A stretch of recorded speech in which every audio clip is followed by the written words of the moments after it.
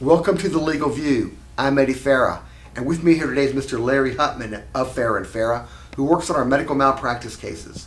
Larry, one of the first questions I always hear is, what constitutes medical malpractice, or what is medical malpractice?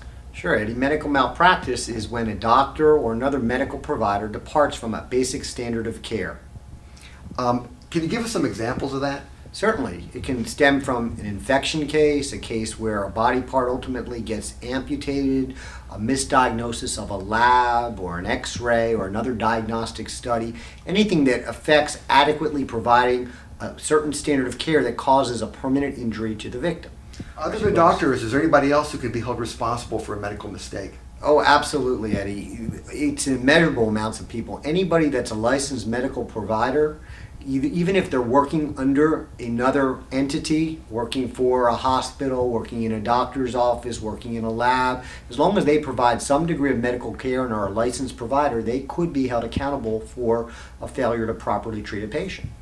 Does that mean nurses or? Sure, it means nurses, it can mean the physical therapist, the occupational therapist, it can mean the phlebotomist who draws the blood, the person who reads the blood results, who reads the diagnostic studies, radiologists, all sorts of doctors, but immeasurable numbers of providers that assist doctors, people that give anesthesia that are nurses and not doctors, all sorts of folks that render care in the system could be accountable for these errors.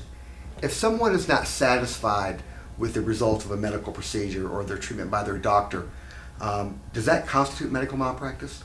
It does not necessarily constitute medical malpractice. In order for there to be an actual medical malpractice claim, not only must the person have a bad result, but the bad result must have been caused by some departure from the standard of care. And so bad results happen in medicine all the time, not necessarily because of malpractice by a provider. Okay.